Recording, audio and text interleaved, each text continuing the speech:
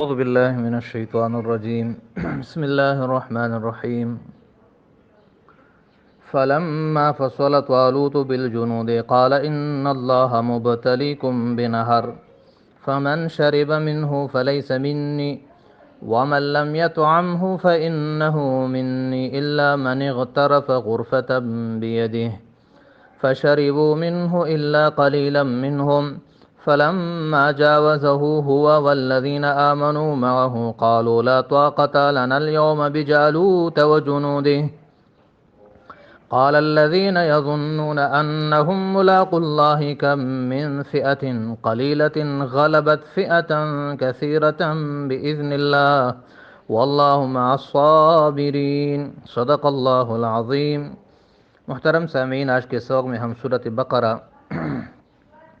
آیت نمبر 249 سے 252 تک پڑھیں گے۔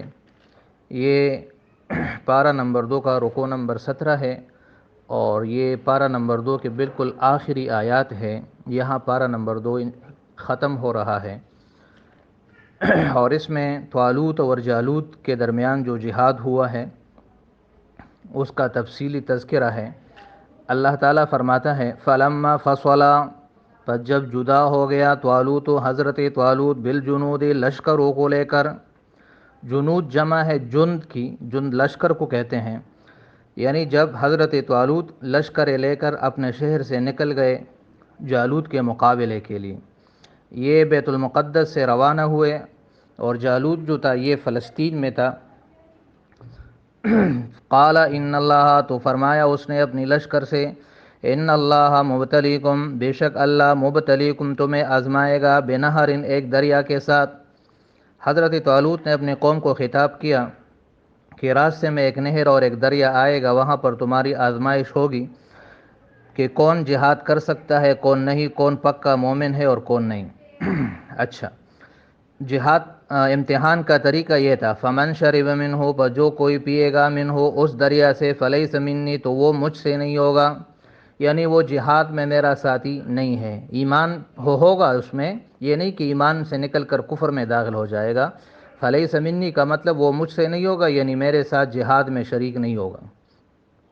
وَمَن لَّمْ يَطْعَمْهُ، اور جو بالکل اس سے نہیں چکے گا، ایک پینا ہے ایک چکنا ہے، جو بالکل نہیں چکے گا، فَإِنَّهُ مِنِّي، تو بے شک وہ مجھ سے ہوگا، إِلَّا مَنِ اغْتَرَفَ، ہاں مگر جو اغترف لے لے غرفتاً ایک چلو، بیدہ اپنے ایک ہاتھ سے، یعنی اتنی اجازت ہے کہ ایک چلو بر پانی اگر کوئی پی لے تو پی سکتا ہے۔ سخت گرمی کا موسم تھا، فشربوا منہ، تو انہوں نے پی لیا منہ اس دریا سے، الا قلیلا منہم، سوائے توڑے سے لوگوں کے ان میں سے۔ یہ توڑے سے تقریباً ان کی تعداد 313 تھی ایک روایت میں، یا تقریباً 4000۔ پورا لشکر 80,000 یا 1,00,000 سے کچھ زیادہ تھا، تو باقی سب نے پی لیا سوائے یہ 4000 کے یا 313 کے لگ بھگ، انہوں نے نہیں پیا۔ فلما جاوزہ، ہوا پس جب وہ دریا کو عبور کر گیا، یعنی حضرت طالوت، والذین آمنوا معہ، اور وہ جو ایمان والے لوگ تھے، معہ اس کے ساتھ، قالوا، تو وہ کہنے لگے، سامنے جب جالوت کا لشکر نظر آیا تو وہ تو تقریباً 1,00,000 سے زیادہ تھا اور یہ 4000 یا 313 تھے۔ قالوا، تو کہنے لگے، لا طاقت لنا اليوم، لا طاقت، کوئی طاقت نہیں، لنا ہمارے لئے، اليوم آج، بجالوت و جنودہ، جالوت اور اس کے لشکروں کے۔ جالوت اس وقت ایک بہت طاقتور بادشاہ تھا اور بہت بڑا جنگجو اور لمبا تڑنگا انسان تھا۔ اسی طرح اس کا جو لشکر تھا وہ بھی سب لوہے سے اور اسلحے سے مسلح تھا۔ تو انہوں نے بتقاضائے بشریت یہ بات ان کے زبان سے نکل گئی۔ تو کچھ لوگوں نے تو یہ کہا اور کچھ نے پھر جواب دیا، قال الذین، تو فرمایا ان لوگوں نے، یہ بھی اس لشکر میں شامل تھے لیکن ان کا ایمان پکا تھا، یظنون، جو جن کا یقین تھا، جن کا اللہ پر پکا گمان تھا، انہم ملاق اللہ، کہ وہ اللہ سے ملنے والے ہیں۔ قال الذین، تو کہا ان لوگوں نے، یظنون، جن کو گمان تھا، انہم ملاق اللہ، کہ وہ اللہ سے ملنے والے ہیں، کم من فئۃ، کہ بہت مرتبہ، فئۃ قلیلۃ، فئہ واحد اس کی جمع فئات، جماعت کو کہتے ہیں کہ ایک بہت مرتبہ، کم بہت مرتبہ، من فئۃ قلیلۃ، ایک چھوٹی سی جماعت، غالب آ گئی، فئۃ کثیرۃ، ایک بہت بڑی جماعت پر، باذن اللہ، اللہ کے حکم سے۔ یعنی انہوں نے بتا دیا کہ کثرت کا کوئی اعتبار نہیں ہے، اصل چیز اللہ کی توفیق ہے۔ واللہ مع الصابرین، اور اللہ صبر کرنے والوں کے ساتھ ہے۔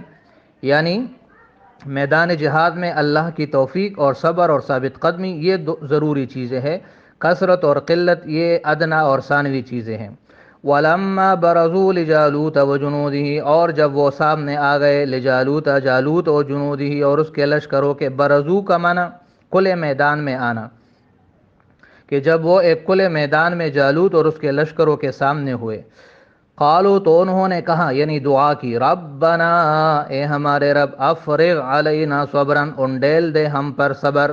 افرغ یفرغ کے معنی، اس کا مطلب اور معنی یہ کہ جب کسی برتن کو انڈیل کر پوری طرح خالی کر دیا جائے تو اس کو افرغ کہتے ہیں۔ تو یہاں مطلب افرغ علینا صبرا، کہ ہم پر صبر کا پورا برتن انڈیل دے، یعنی ہمیں پورے پیمانے پر صبر عطا فرما۔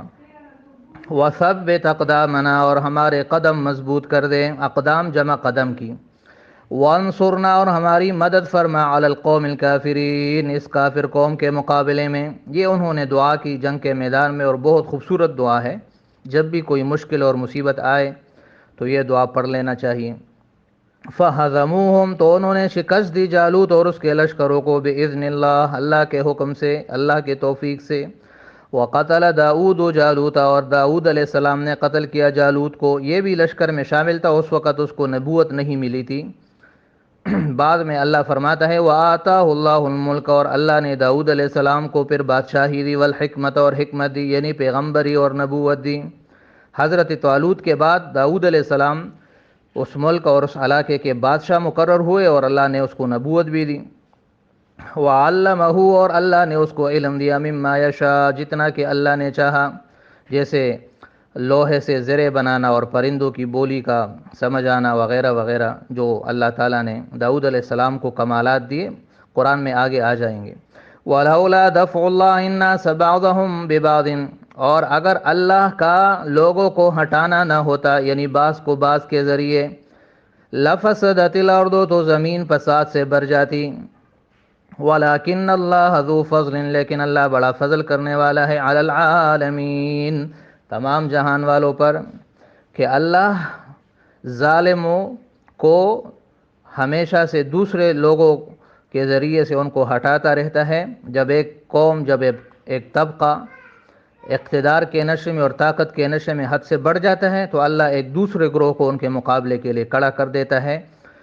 اگر ایسا نہ ہوتا تو زمین میں فساد پھیل جاتا۔ تلک آیات اللہ، یہی اللہ کی آیتیں ہیں، یعنی پیچھے جو واقعات بیان ہوئے ہیں، نتلوہا، جسے ہم تلاوت کرتے ہیں، علیکہ، آپ پر، اے نبی، بالحق، ٹھیک ٹھیک، یعنی آپ برحق نبی ہیں اور یہ واقعات بھی برحق ہے۔ وَإِنَّكَ لَمِنَ الْمُرْسَلِينَ، اور بے شک آپ، لمن، یقیناً آپ ہے، من المرسلین، پیغمبروں میں سے۔ اس میں تاکید ہے، دو تاکید ہے، ایک انا کا اور ایک لام کا، بے شک آپ ہی پیغمبروں میں سے ہے۔ محترم سامعین، آج کا سبق آسان ہے۔ پہلے آیت میں یہ واقعہ بیان کیا گیا کہ جب طالوت جہاد کے لیے نکلا تو اس کے ساتھ تقریباً 80,000 یا 1,03,000-4,000 لوگ تھے، لیکن اللہ تعالیٰ نے جب امتحان لیا تو سب اس میں ناکام ہو گئے، سوائے 313 کے یا 4,000 کے، مختلف روایتوں کی بنا پر۔ پھر آگے ان میں بھی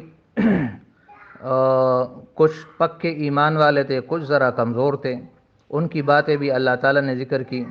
پھر آگے ان کی دعا کا تذکرہ ہے، اور آخر میں یہ تذکرہ ہے کہ کس طرح ان 313 نے اس 1,00,000 کے عظیم لشکر کو شکست دی، اور داؤد علیہ السلام نے جالوت کو قتل کیا، جو ایک بہت بڑا بہادر جنگجو تھا۔ اور پھر طالوت کے بعد، اور اس طرح انہوں نے وہ شہر فتح کر لیا، اور بعد میں پھر داؤد علیہ السلام کو اللہ تعالیٰ نے حکمت بھی دی اور نبوت بھی دی، اور بہت سارے علوم دیے۔ تو یہ واقعات، اس میں حکمت مسلمانوں کو اور اس وقت صحابہ کرام کو جہاد کی ترغیب دینا ہے، اور یہ بتانا ہے کہ اگر دشمن کی تعداد زیادہ ہو اور تمہاری تعداد کم ہو تو اس سے گھبرانا نہیں، اصل چیز اللہ پر پکا یقین اور صبر اور استقامت اور اللہ کی طرف سے توفیق ہے۔ اگر یہ چیزیں کسی کے پاس ہے تو غلبہ اور فتح اس کی ہوگی۔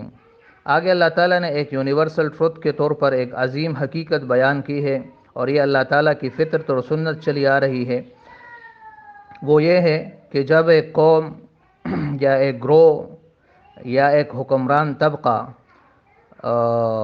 ظلم اور زیادتی کے حد کو پار کر دیتا ہے تو اللہ تعالیٰ اس کے مقابلے میں ایک دوسری قوم کو اٹھا کر کھڑا کر دیتا ہے، جیسے اس واقعے میں ہے کہ جب جالوت کا ظلم حد سے بڑھ گیا تو اللہ تعالیٰ نے اس کے مقابلے میں طالوت کو کھڑا کیا، یا جب فرعون کا ظلم بڑھ گیا تو اللہ تعالیٰ نے اس کے مقابلے میں موسیٰ علیہ السلام کو مبعوث کیا، یا قرآن میں اور بہت سارے واقعات اس کی شاہد ہے کہ جب نمرود کا ظلم بڑھ گیا تو اللہ تعالیٰ نے ابراہیم علیہ السلام کو کھڑا کیا۔ تو یہ اللہ تعالیٰ کی فطرت ہے اور یہ اللہ تعالیٰ کا دستور ہے کہ جب ایک قوم حد سے بڑھ جاتا ہے تو اللہ تعالیٰ اس کے مقابلے میں دوسرے قوموں کو پیدا فرما دیتا ہے، کھڑا کر دیتا ہے، اور اس کے ذریعے سے ان کی اس ظلم کا خاتمہ کر دیتا ہے۔